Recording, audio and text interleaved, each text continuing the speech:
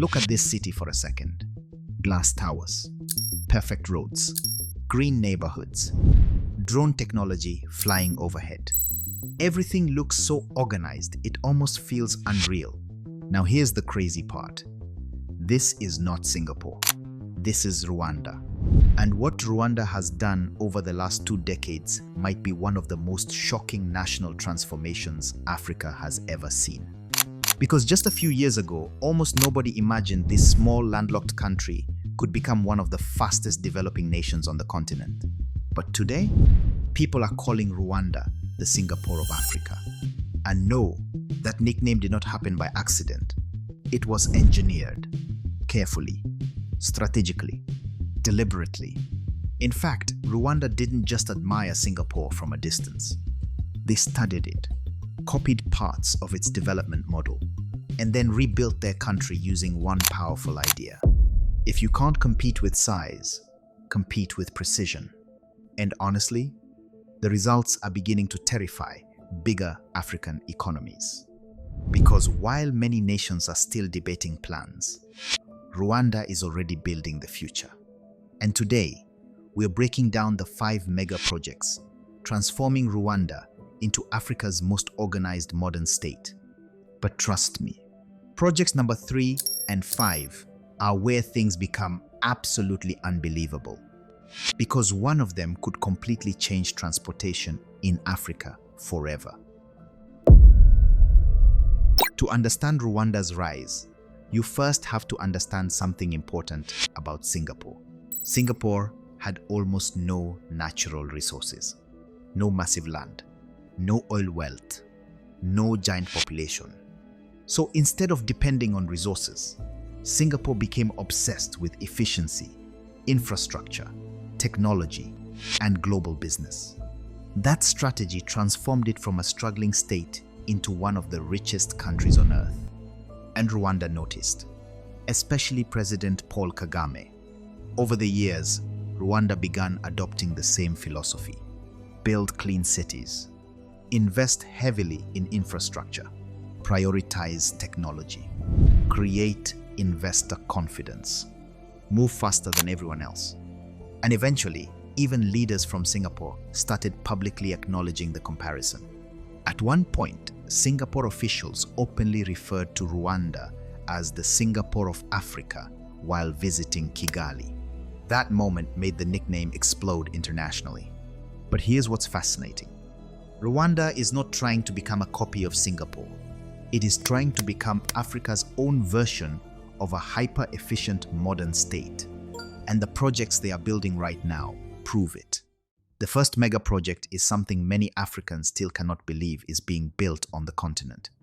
This is the Kigali Green City project.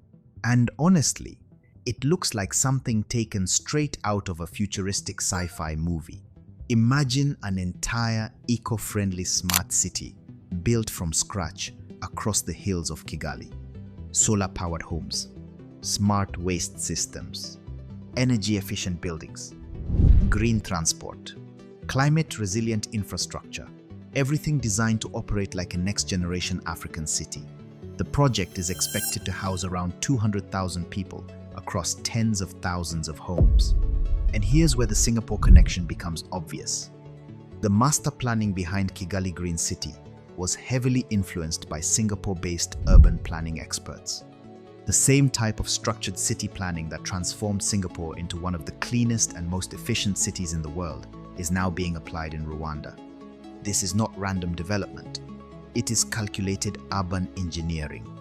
And Rwanda already proved it can execute projects like this. Just look at Kigali Vision City today. From the air, the place barely looks African to many first-time viewers.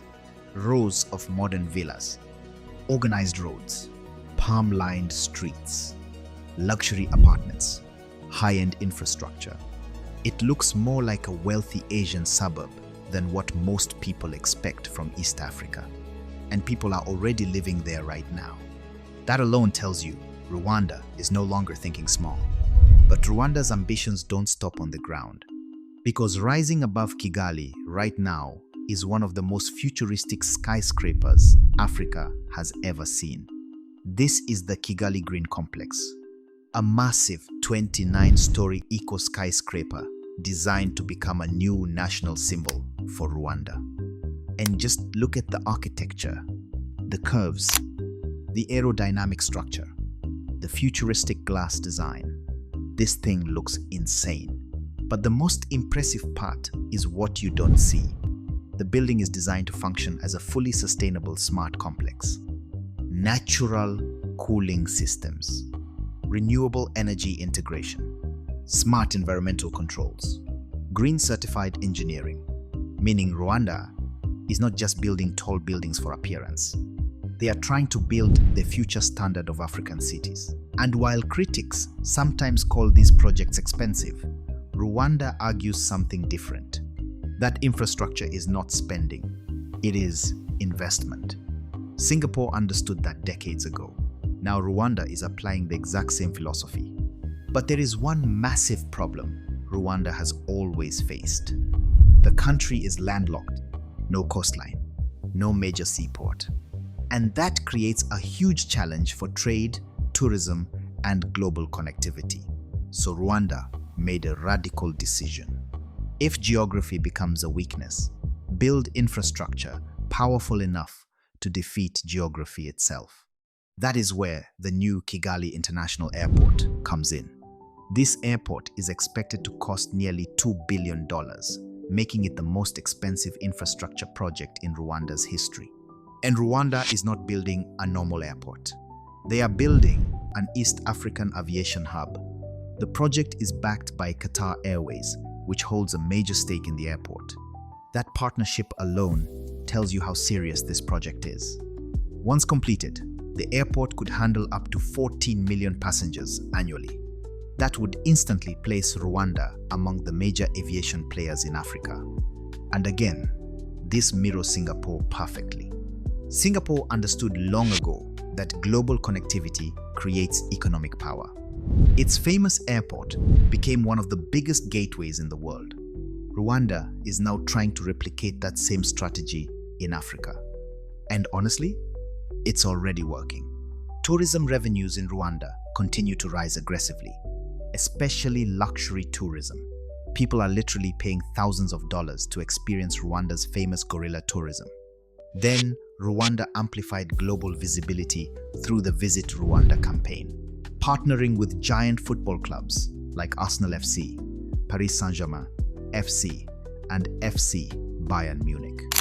That branding strategy placed Rwanda in front of hundreds of millions of people worldwide. Again, calculated. Everything is connected. Now, this next project might actually be the most important one long term, because this is where Rwanda is trying to build Africa's future Silicon Valley. Welcome to Kigali Innovation City, a massive tech ecosystem designed to turn Rwanda into one of Africa's leading innovation hubs. And Rwanda understood one thing early. You cannot build a tech economy without first building skilled people. That is exactly how Singapore developed. Education first, talent first, technology second.